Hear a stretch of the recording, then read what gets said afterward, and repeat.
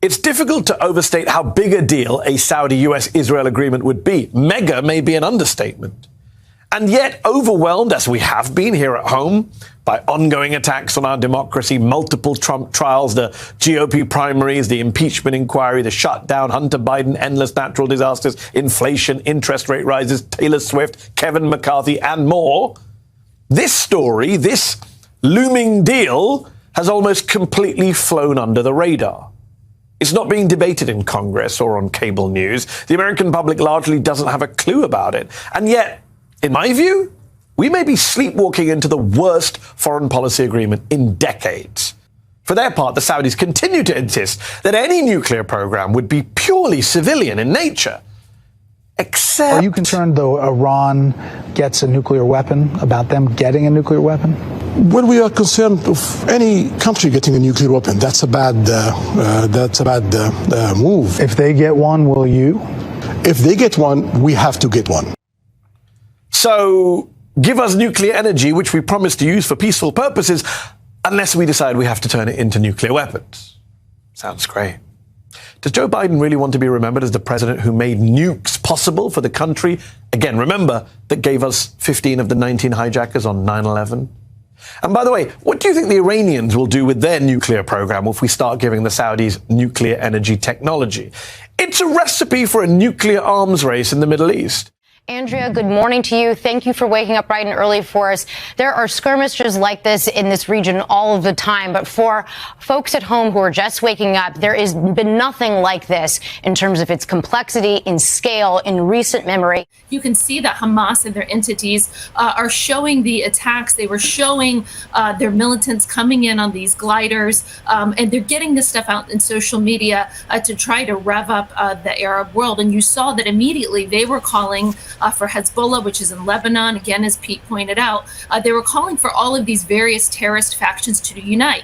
Now, what do all of these terrorist factions have in common? So you have Hamas, which is in Gaza, you have Hezbollah in Lebanon, you have the Houthis in Yemen. We could go through all the lists of terrorist organizations. What they all have in common, they're all trying to kill Israel, and they are all funded by Iran. All right. Meanwhile, the White House is facing questions about the prisoner swap deal with Iran. Watch this.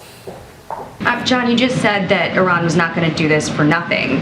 But didn't they also get 5 Iranians? They will get 5 Iranians as well. Yeah, Jackie. Then why did we need to add $6 billion on top of that? This is the deal that we were able to strike to secure the release of 5 Americans. It would be great, wonderful, if we could just pick up the phone and call the mullahs and say, hey, we want our Americans back, send them back on the next plane. But you and I both know that's not going to happen. In this exclusive interview, I spoke with the exiled Crown Prince of Iran, Reza Pahlavi, here yesterday about this deal and how exactly Iran is planning to spend that $6 billion. Watch this. Will Iran be able to spend this the way it wants? What are your thoughts on this prisoner swap deal? Good morning, Maria, and thank you for having me again on your program. Last time around, we saw what happened to the money that was released to the Iranian regime under the Obama administration. Certainly, it did not end up serving the interests of the Iranian people. It went to further finance the regime's proxies in Syria and Lebanon. And I don't think this time it's going to be any different. It's interesting that the authorities in Iran talk about the Islamic Republic's prerogative to spend the money. They don't mention the people of Iran, of course. What's dramatic is that all of this is happening on the anniversary of Mahsa's death last year. And it could be very deflating for the Iranian people to see that the leading country in the world and its administration are willing to actually slap them in the face and reward hostage takers to begin with. So many people have remarked about this that President Biden agreed to this on September 11th, agreeing to open up this money flow to arguably what many people say is the largest sponsor of terrorism. Citizens of Israel, we are at war, not in an operation or in rounds, but at war. This morning, Hamas launched a murderous surprise attack against the state of Israel and its citizens. Help us understand what prompted these attacks from Gaza, from Hamas, in the first place.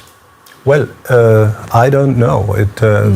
Because the attacks came as a surprise to me as well. We are in an age of détente in the Middle East between Saudi Arabia and Iran, between Israel and Saudi Arabia, and Hamas, as you know, is being supported by Iran. I think that the main reason for what is happening now are the talks between the US, Saudi Arabia, and Israel over a normalization or even a peace agreement between Israel and Saudi Arabia. These news have shocked the Palestinian body politic, and I think they want to hinder these negotiations from being successful. So how do we get from that to this? Yes, President, no longer candidate, Joe Biden, last year, exchanging a fist bump with the Crown Prince on a visit to Saudi Arabia. And last month, doing the full handshake with the man who his own administration says ordered the barbaric murder of a US resident. But we're way past just fist bumps and handshakes. We're way past weapon sales, and the Biden administration has happily sold $4.7 billion of arms to the kingdom since taking office. We now appear to be on the brink of striking what's being called a mega deal with the Saudis. Yes, you heard that right. Over the summer, the foreign policy sage of the US press corps, the Middle East cab driver whisperer extraordinaire, Thomas Friedman, revealed in the New York Times how President Biden was seriously weighing a mutual security pact with Saudi Arabia, which would involve Saudi Arabia normalizing relations with Israel, provided that Israel make concessions to the Palestinians that would preserve the possibility of a two-state solution. The Saudis, said Friedman, would also expect the US to help deliver them a civil nuclear energy program. To be clear, if such a deal were to happen, it would be the first time the US signed a mutual security pact with a non-democratic government since 1953. Mr. Foreign Policy over at the New York Times, Tom Friedman, says it would be a historic rapprochement between the Jewish state and the wider Muslim world. Quote, it would be a game changer for the Middle East, bigger than the Camp David peace treaty between Egypt and Israel. Because peace between Israel and Saudi Arabia, the custodian of Islam's two holiest cities, Makkah and Medina, would open the way for peace between Israel and the whole Muslim world, including giant countries like Indonesia and maybe even Pakistan.